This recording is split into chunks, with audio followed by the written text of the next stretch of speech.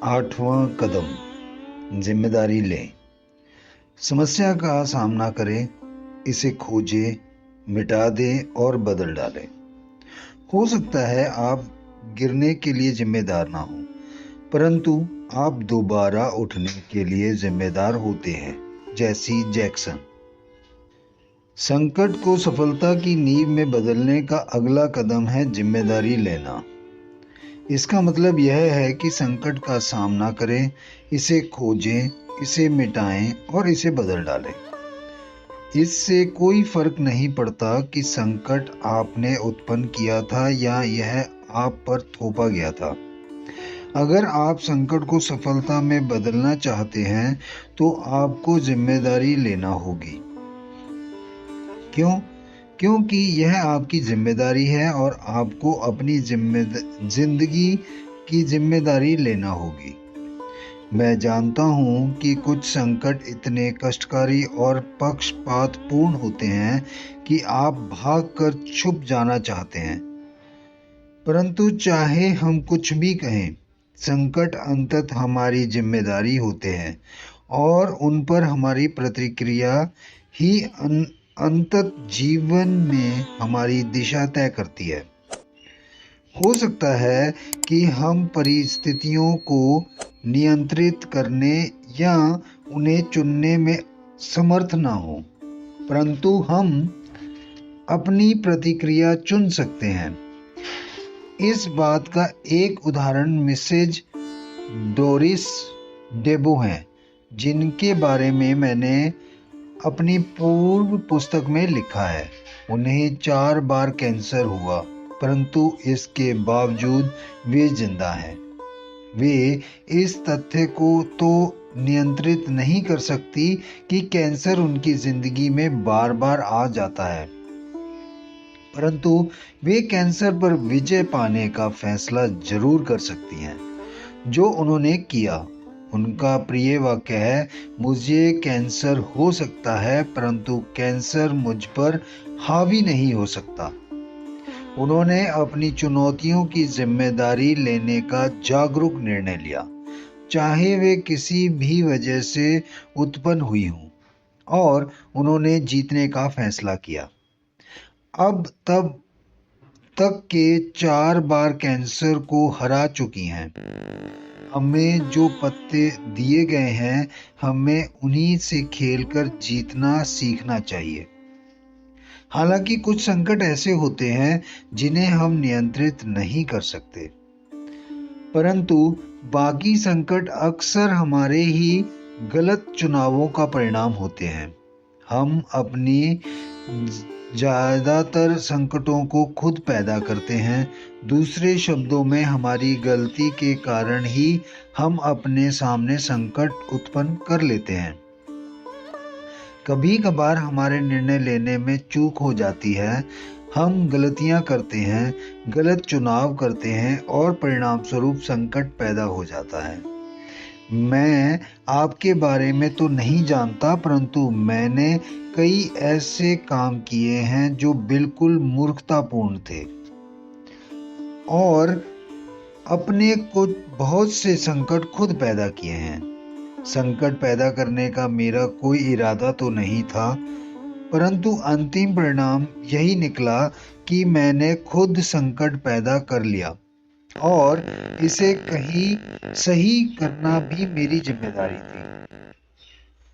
जब हमारे गलत निर्णयों के कारण हमारे सामने संकट आते हैं, तो हमें यह तथ्य स्वीकार करना चाहिए कि हम समस्या का हिस्सा हैं और इसलिए हमें समाधान का हिस्सा भी होना चाहिए। हमें जिम्मेदारी लेना चाहिए, इसका सामना करना चाहिए।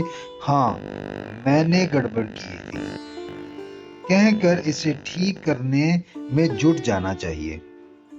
गलती करने, उसकी जिम्मेदारी लेने और उसे सफलता में बदलने का एक बहुत बढ़िया उदाहरण अभिनेत्री, गायिका और पूर्व मिस अमेरिका वेनेसा विलियम्स का है। वे जानती थी कि आप संकट को सफलता में बदल सकते हैं, बशर्ते आप इसका सामना करने, इसे खोजने इसे मिटाने और इसे बदलने की जिम्मेदारी लें। वेनेसा ने 1984 में इतिहास रच दिया जब वे मिस अमेरिका का ताज पहनने वाली पहली अफ्रीकी अमेरिकी बनी। परंतु 1 साल से भी कम समय में उनका ताज छिन गया जब यह पता चला कि कॉलेज में पढ़ते समय उन्होंने कुछ अश्लील चित्र खिंचवाए थे। यह उनकी गलती थी। यह उनके गलत निर्णय का परिणाम था जिसकी वजह से उन्हें परेशानी का सामना करना पड़ा। यह एक संकट था। उन्होंने अपना ताज खो दिया और पड़ोस में रहने वाली लड़की की छवि भी।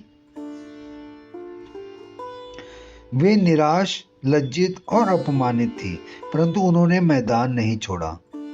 कुछ समय के लिए वे ओझल हो गई और कई लोगों ने सोचा कि अब वेनेसा विलियम्स का अंत हो गया, परंतु वे गलत थे।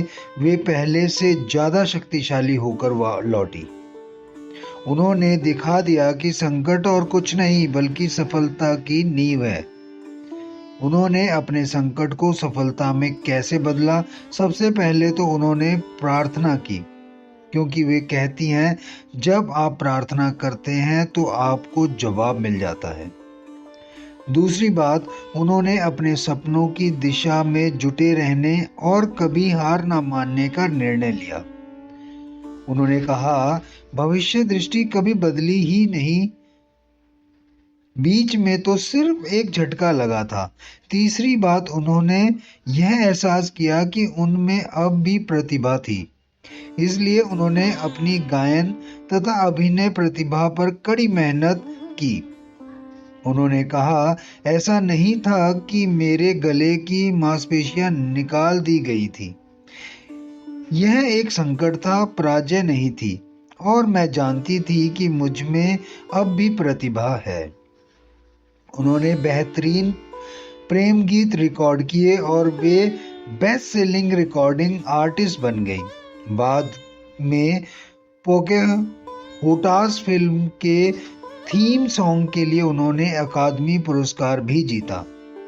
फिर वे टेलीविजन तथा मंच की ओर बढ़ी और ब्रॉडवे के सफर नाटक किस ऑफ द स्पाइडर वुमेन में मुख्य भूमिका के लिए उनकी काफी सराहना हुई। वेनेसा ने बाद में फिल्मों में काम किया। शुरू में उन्होंने छोटी भूमिकाएं की, परंतु हॉलीवुड को जल्दी ही इस बात का एहसास हो गया कि वे सच्ची अभिनेत्री थी। बाद में वे बॉक्स ऑफिस सुपरस्टार बन गई। उन्होंने आर्नोल्ड श्वार्ज़नेगर के साथ भी अभिनय किया, जिन्होंने उनसे कहा, आप सिर्फ जीवट वाली महिला ही नहीं हैं, आप प्रगतिशील महिला भी हैं। आपने दुनिया को यह दिखा दिया कि आपके पास सिर्फ अच्छी शक्ति ही नहीं है, बल्कि हौसला, साहस और लगन भी है। आपने मुसीबत के बाद लौटकर यह साबित कर दिया कि आप सच्ची विजेता हैं। वेनेसा विलियम्स ने यह दिखा दिया कि हम सब गलतियां करते हैं और हमारी गलतियों की वजह से हमारे कुछ संकट पैदा होते हैं, परंतु अगर आप जिम्मेदारी लेने के लिए तैयार हों तो उन संकटों से उबरा भी जा सकता है। वेबस्टर्स डिक्शनरी जिम्मेदारी रिस्पॉन्सिबिलिटी शब्द को नैतिक, कानूनी और मानसिक जवाबदेही के रूप में परिभाषित करती है। मैं कहता हूं कि जिम्मेदारी का मतलब यह भी है कि आप अपनी पूरी क्षमता और नैसर्गिक प्रतिभा से प्रतिक्रिया करें। मैं आपको अपने मित्र कीथ हेरेल और उनके सुपर फैंटास्टिक नजरिए के बारे में बता चुका हूं। उन्होंने मुझे एक घटना बताई जब वे हवाई जहाज से उतरकर भाषण देने जा रहे थे तो किसी ने उनसे पूछा, क्या आप NBA में खेलते हैं? कीथ 6 फुट 7 इंच ऊंचे हैं और कॉलेज में बास्केटबॉल खेलते थे। कीथ रुके, उस व्यक्ति की आंखों में आंखें डालकर देखा और बोले, हाँ, मैं NBA के लिए खेलता हूँ। मैं अपनी नैसर्गिक प्रतिभा से खेलता हूँ और मैं हर दिन पूरी ताकत से कोशिश करता हूँ। आपको भी अपनी पूरी नैसर्गिक प्रतिभा से जीवन पर प्रतिक्रिया करना चाहिए। आपको अपनी पूरी ताकत से जिंदगी का खेल खेलना चाहिए, जितनी दम से आप खेल सकते हो, और अपनी असफलता या सफलता की जिम्मेदारी लेना चाहिए। नैसर्गिक प्रतिभा से प्रतिक्रिया करने के कदम। जिम्मेदारी लेने और अपनी नैसर्गिक प्रतिभा से प्रतिक्रिया करने के लिए आपको इन 4 कदमों की जरूरत है। इसका सामना करें। अपनी समस्याओं का सामना करें और उन्हें स्वीकार करें, परंतु उन्हें अपने पर हावी ना होने दें। हेलर केलर। जब भी मेरे सामने कोई संकट, समस्या या मुश्किल आती है तो मैं पहला काम यह करता हूँ कि मैं इसका सामना करता हूँ और यह स्वीकार करता हूँ कि यह एक समस्या है। समस्या को स्वीकार करना उसे सुलझाने की दिशा में पहला कदम है। अगर आप शुतुरमुर्ग की तरह रेत में अपना सिर छुपा लेंगे तो हो सकता है कि आप कुछ तात्कालिक समस्याओं से बच जाएं, परंतु आप बहुत से अवसर चूक जाएंगे। अगर आप यह मानेंगे कि नहीं कि कोई समस्या है तो आप उसे सुलझा नहीं सकते। यह तो उस महिला की तरह है जो इस बात का सामना नहीं करना चाहती थी कि उसके खर्चे उसकी आमदनी से ज्यादा हैं, इसलिए वह अपने सारे बिल अपनी मेज के दराज में रखती रही और उन्हें नजरअंदाज करती रही। उसने सोचा था कि इस तरह वह उनका सामना करने से बच जाएगी। गलत। अंत में उसकी तनख्वाह कर्जदारों ने झपट ली, उस पर मुकदमे दायर हुए और उसकी साख खत्म हो गई। अगर आप संकट को सफलता में बदलना चाहते हैं तो आपको उसका सामना करने के लिए तैयार रहना चाहिए।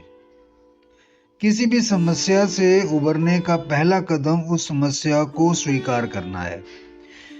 भले ही यह नशे या सेक्स से संबंधित हो या भले ही आपकी नौकरी छूट गई हो या कोई प्रियजन बिछड़ गया हो, आपको इसका सामना करना चाहिए ताकि आप विकल्पों पर गौर कर सकें, सही निर्णय ले सकें, उचित कदम उठा सकें और आगे बढ़ सकें। याद रखें, जहां चुनौतियां हैं वहां हमेशा अवसर भी होंगे। यह स्वीकार करने के बाद कि मेरे सामने समस्या है, मैं प्रार्थना करता हूं। मैंने आपको पहले भी बताया है कि जब भी मेरे सामने कोई समस्या या संकट आता है तो मैं हमेशा बुद्धि और साहस के साथ के लिए प्रार्थना करता हूँ। मैं बुद्धि के लिए प्रार्थना इसलिए करता हूँ ताकि मैं जान सकूं कि क्या करना है, और मैं साहस के लिए प्रार्थना इसलिए करता हूँ ताकि मुझे आवश्यक काम करने की शक्ति मिल सके।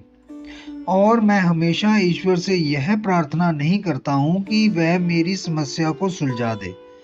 इसके बजाय मैं ईश्वर से यह प्रार्थना करता हूँ कि वह इसका सामना करने में मेरी मदद करे, क्योंकि मैं जानता हूँ कि ईश्वर की मदद से मैं इसे सुलझा सकता हूँ। प्रार्थना करने के बाद कर्म की बारी आती है, क्योंकि प्रार्थना और कर्म साथ साथ चलते हैं। पहले प्रार्थना करें, फिर कर्म करें। आपको कर्म करना होगा और तब तक करना होगा जब तक कि आपको उसका परिणाम ना मिल जाए। जेम्स 2:20 KJV में लिखा है, कर्म के बिना आस्था निर्जीव है। आस्था को कर्म में प्रकट होना चाहिए। आपको इस तरह प्रार्थना करना चाहिए जैसे सब कुछ ईश्वर पर निर्भर हो, और इस तरह काम करना चाहिए जैसे सब कुछ आप पर निर्भर हो। डॉक्टर जॉन की कहानी। डॉक्टर जॉन पैम्पलिंग प्रार्थना और कर्म की शक्ति के उदाहरण हैं। वे एक डेंटिस्ट हैं जिनसे मैं मऊ में एक सम्मेलन में भाषण देते समय मिला। वे बच्चों के सफल दंत चिकित्सकों में से एक हैं। बहरहाल, चर्चा के दौरान मैंने पाया कि यह सफलता उन्हें बहुत मुश्किलों और कष्टों के बाद मिली है। डॉक्टर जॉन ने उस दौर के बारे में बताया जब वे अपनी शुरुआती प्रैक्टिस में अपने पैरों पर खड़े हो रहे थे। एक दिन जब वे अपने क्लिनिक पहुंचे तो उनकी सबसे प्रमुख सहयोगी अंदर आई और उसने कहा कि वह तत्काल नौकरी छोड़कर जा रही है। वे चिंतित हो गए क्योंकि उस समय दिसंबर चल रहा था, जो वर्ष का सबसे व्यस्त समय था। बच्चे छुट्टियों में घर लौटे थे और माता-पिता अगले साल की शुरुआत से पहले उनका इलाज करवाने में व्यस्त थे। जब वे बैठकर सोच रहे थे कि क्या किया जाए, तभी उनकी दूसरी सहयोगी अंदर आई। वे उसे देखकर खुश हुई क्योंकि वे उससे इस बारे में चर्चा करना चाहते थे कि इस समस्या से कैसे निपटा जाए। उनकी हैरानी का ठिकाना नहीं रहा जब उसने भी घोषणा की कि वह भी नौकरी छोड़कर जा रही है। तत्काल उनके प्रतियोगी डॉक्टर के यहाँ काम करने के लिए क्या? 1 घंटे बाद उनकी आखिरी कर्मचारी भी अंदर आई और उसने भी नौकरी छोड़ दी। डॉक्टर जॉन को अब एक निर्णय लेना था, यह तो क्लिनिक बंद कर दे या फिर बाधाओं के बावजूद आगे बढ़ते रहें। डॉक्टर जॉन को अपने नन्हे मरीजों से प्रेम था और उन्होंने यह फैसला किया कि वे बच्चों के लिए संघर्ष करेंगे। उन्होंने संघर्ष किया और एक ऐसी प्रैक्टिस बना ली जो आज अमेरिका में बहुत सफल मानी जाती है। अब वे साल में एक बार तीसरी दुनिया के देशों में भी जाते हैं और अपनी सेवाएं मुफ्त में देते हैं। डॉक्टर जॉन ने मुझे बताया कि उनकी सफलता की कुंजी मरीजों और दंत चिकित्सा से सच्चा प्रेम था। जब उनका पूरा स्टाफ नौकरी छोड़ गया तो उन्हें पहले तो खुद की तरफ देखना पड़ा और यह पता लगाना पड़ा कि वे खुद को बेहतर बनाने के लिए क्या कर सकते हैं। उन्हें अपने अनुभव से सीखना पड़ा। इसके बाद उन्होंने आत्मविश्वास या आत्म विकास की योजना पर चलने का फैसला किया। वे समझ गए कि अपने भविष्य को बनाने का सर्वश्रेष्ठ तरीका खुद को बनाना है। उन्हें यह एहसास भी हो गया कि उन्हें प्रशिक्षण और विकास को अपनी तथा अपने स्टाफ की अनिवार्य आवश्यकता बनाना होगा। आप जो करते हो उससे प्रेम करें, उसके लिए संघर्ष करें और जिम्मेदारी लें, भले ही आपने समस्या पैदा की हो या ना की हो। खुद का निर्माण करके अपने भविष्य का निर्माण करें। जब संकट आप पर प्रहार करे तो यह सुनिश्चित करें कि आप खुद पर और परिस्थितियों पर अच्छी तरह से गौर करने के इच्छुक हों और तय करें कि आप किस तरह खुद को बदलकर स्थिति को बदल सकते हैं। जिम्मेदारी लें और याद रखें कि अगर यह काम किया जा सकता है तो इसे किया जाना चाहिए। अपनी शक्ति पहचानें। सिंडी जॉम्स संकट का सामना करने तथा इसे सफलता में बदलने का एक और बेहतरीन उदाहरण है। 1962 में जब सिंडी 26 साल की गृहिणी थी तो उनके पति एक दिन सुबह नौकरी पर गए और फिर कभी नहीं लौटे। अस्पताल से फोन आया कि एक कार दुर्घटना में उनकी मृत्यु हो गई है। वे टूट गई, वे जीवन से निराश हो गई, उनके अपने सपने चकनाचूर हो गए, उनके जीवन में एक जबरदस्त खालीपन आ गया। 4 दिन बाद सिंडी ने अस्पताल में अपने दूसरे बेटे को जन्म दिया। उन्हें महसूस हुआ कि वे बेहतरीन जिंदगी जी रही थी। आम तौर पर बच्चों का जन्म पहले होता है और पिता की मृत्यु बहुत बाद में होती है। बहुत कम समय में उनके परिवार का आकार 2 अभिभावकों और एक बच्चे से 1 अभिभावक और 2 बच्चों में बदल गया। डर सिंडी पर हावी हो गया। आगे न जाने क्या होगा। जिंदगी में हर मोड़ पर उन्हें दर्द और कष्ट दिखाई दे रहा था, जिससे कहीं कोई राहत नहीं थी। अब कोई सहारा नहीं था जिस पर वे निर्भर हो सके। परंतु सिंडी जानती थी कि उन्हें समस्या का सामना करना होगा। वे इससे भाग नहीं सकती थी। 2 बच्चों को पालने के लिए उन्हें कैरियर बनाना था। नियमित तनख्वाह वाली कोई नौकरी करना थी। उन्हें इस संकट का सामना करना था और उन्होंने किया। सिंडी ने ठान लिया कि वे अपनी जिंदगी को नए सिरे से बनाने में सक्रिय भूमिका निभाएंगी और चीजों को तकदीर के भरोसे नहीं छोड़ेंगी। वे यह सुनिश्चित कर लेना चाहती थी कि जिंदगी में उनकी सर्वश्रेष्ठ प्रतिभा बाहर आए।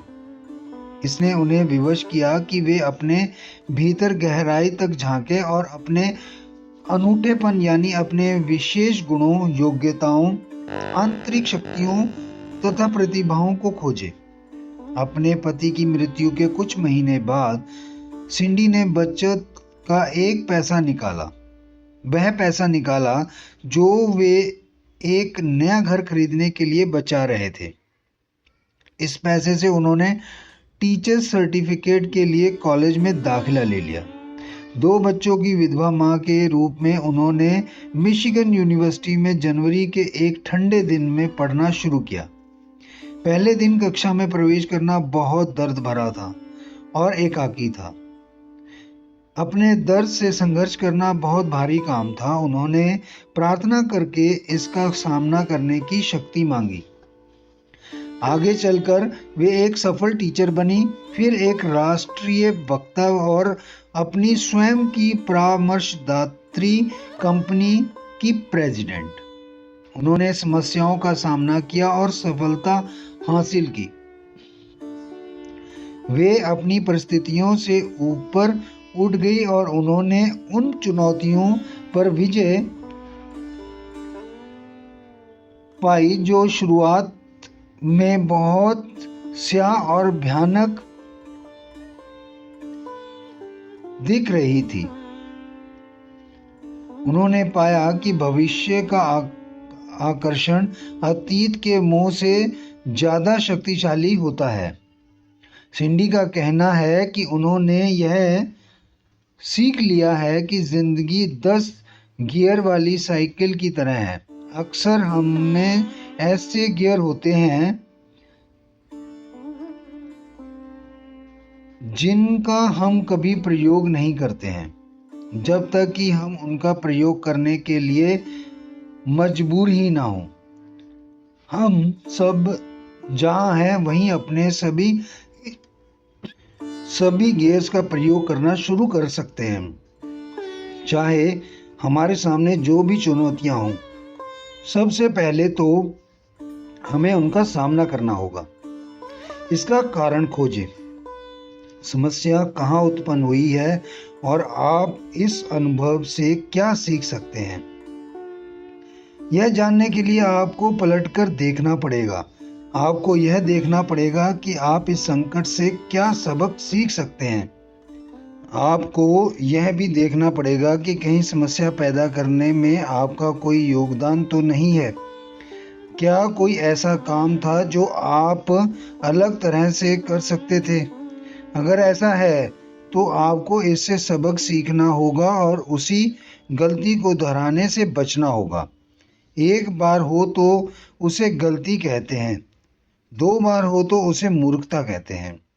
कई बार यह संबंधों में होता है। बहुत से लोग गलतियां करके संबंधों में संकट उत्पन्न कर लेते हैं। और फिर वे अगले संबंध में भी वही गलतियां करते हैं। बाकी लोग आहत हो जाते हैं और इसका ठीक उल्टा करते हैं। वे प्रेम और संबंधों का पूरी तरह से त्याग कर देते हैं। हमें अपने अतीत के अनुभवों से सीखना चाहिए। हमें कटु अनुभवों के कारण संबंध बनाना नहीं छोड़ना चाहिए। इसका यह मतलब है कि भावी निर्णयों में हमें ज़्यादा ज्ञान और समझदारी का इस्तेमाल करना चाहिए। एक छोटे बच्चे के बारे में पुरानी कहानी है। एक बच्चे को एक बार किचन में हॉट रोल्स की खुशबू आई। उसने रोल निकालने के लिए तवे को छुआ। तवा अब भी गर्म था, इसलिए उसका हाथ जल गया। इसके बाद उसने जिंदगी भर कोई तवा नहीं छुआ, भले ही वह ठंडा हो या गर्म, क्योंकि उसके मन में यह डर बैठ गया था कि उसे छूने से हाथ जल जाएगा। अतीत के सिर्फ एक अनुभव की वजह से वह बहुत से गर्म और स्वादिष्ट रोल्स के स्वाद से वंचित रह गया। समझदारी तो यह होती है कि अगली बार जब उसे रोल की खुशबू आती तो तवे को छूने से पहले वह उसकी जांच करता या सनसी का प्रयोग करता ताकि उसका हाथ ना जले, परंतु वह रोल का त्याग नहीं करता। हमें अपने अतीत के अनुभवों से सबक सीखना चाहिए, परंतु हमें टब के पानी के साथ बच्चे को भी नहीं फेंक देना चाहिए। यानी हमें बेकार चीजों के साथ काम की चीजों को भी नहीं फेंक देना चाहिए। एक बार आपका हाथ जल गया, इसका यह मतलब नहीं है कि आप लोगों से संबंध बनाना छोड़ दें। आपको रास्ते में छोटे बड़े बहुत झटके लगते हैं या लगेंगे, इसका यह मतलब नहीं है कि आप जिंदगी का आनंद लेना ही छोड़ दें। जिंदगी जीने के लिए है, घबराहट भागने के लिए नहीं है। और इंसान सबसे बड़ी गलती यह कर सकता है कि वह गलतियां करने से इतना डर जाए कि बहुत कुछ करे ही नहीं। गलती करने में कोई बुराई नहीं है, बस इससे सबक सीख लें। एक पत्रकार ने एक बैंक के प्रेसिडेंट से पूछा, सर आपकी सफलता का राज क्या है? 2 शब्द। और सर वो 2 शब्द कौन से हैं? सही निर्णय। और आपने सही निर्णय कैसे लिए? 1 शब्द। और सर वह 1 शब्द कौन सा है? अनुभव। और आपको अनुभव कैसे मिला? आमतौर पर यह गलत निर्णयों की वजह से मिला, जिनसे मैंने सबक सीखे। अनुभव इसी तरह मिलता है। सफल लोग अतीत की गलतियों से सबक सीख लेते हैं और भविष्य के लिए संशोधन कर लेते हैं। अगर आप अतीत से कुछ नहीं सीखते हैं तो आप गलतियों का चक्र बना लेते हैं। जिस वजह से आप कष्ट उठाते हैं, इससे आत्मसम्मान कम होता है और आप में खुद के बारे में तथा अपने निर्णयों के बारे में नकारात्मक भावनाएं पैदा हो जाती हैं, जिससे बाद में अधिक गलत निर्णय लिए जाते हैं।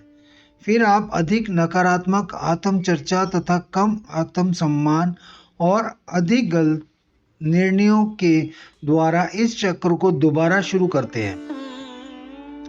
इस पागलपन को रोक दें।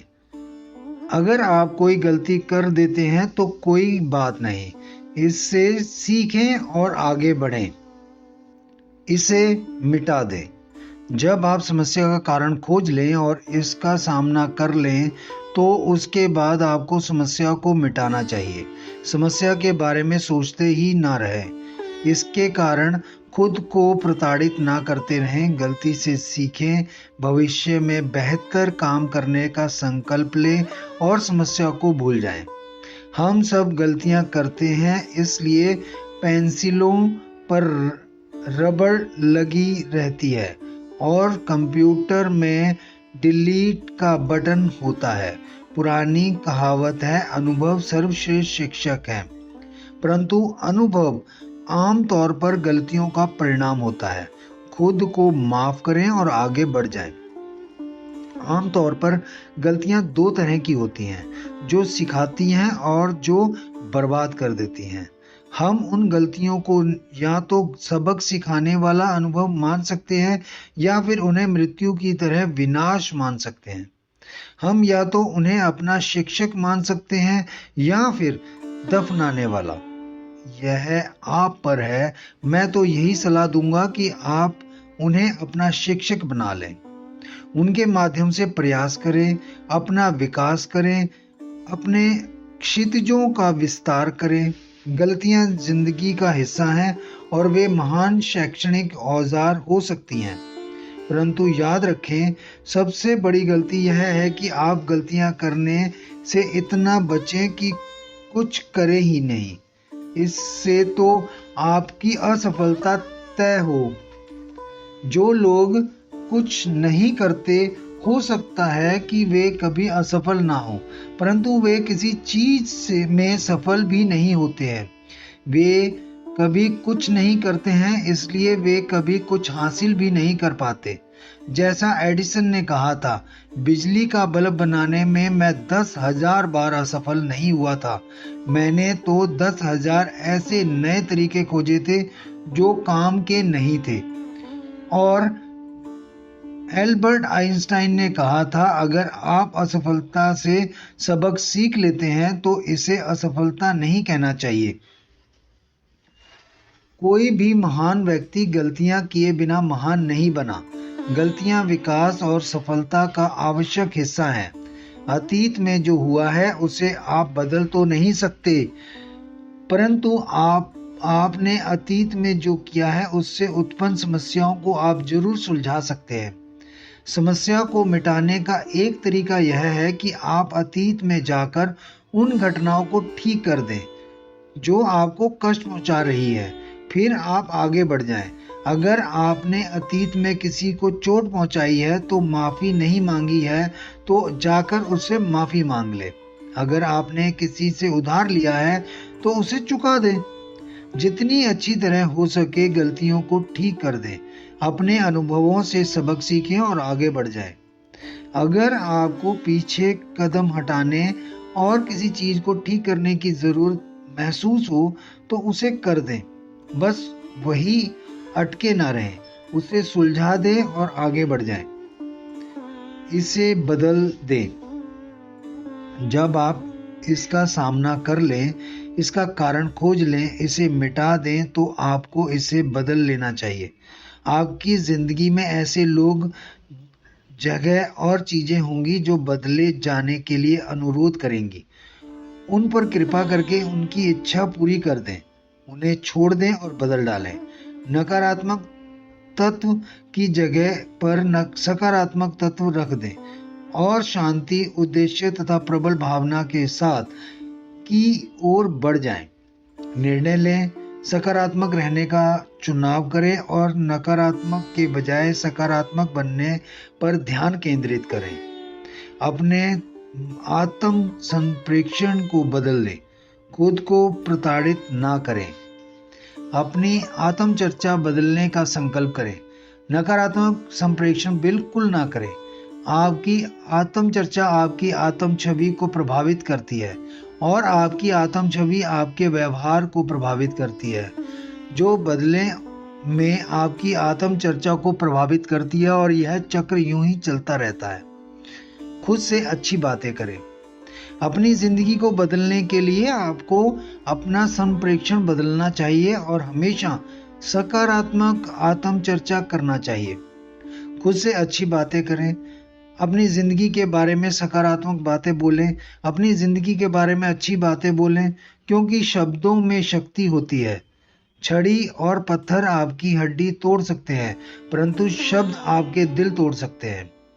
इस पर ध्यान दें कि आप खुद से और दूसरों से क्या कहते हैं। सबसे पहले तो अपने बारे में अच्छा बोलें।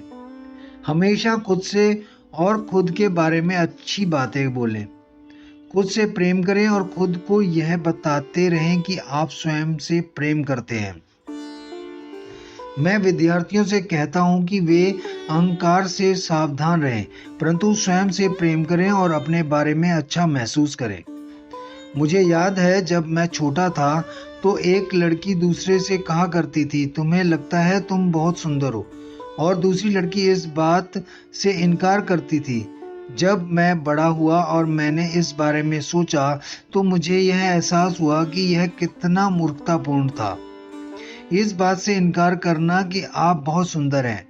आपको यह सोचना चाहिए कि आप बहुत सुंदर हैं। खुद को बदसूरत मानने से तो यह बहुत अच्छा है।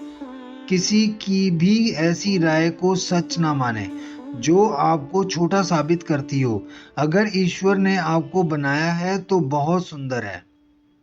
संकट को सफलता की नींव में बदलने के लिए आपको जिम्मेदारी लेना चाहिए और अपनी नैसर्गिक प्रतिभा से प्रतिक्रिया करना चाहिए।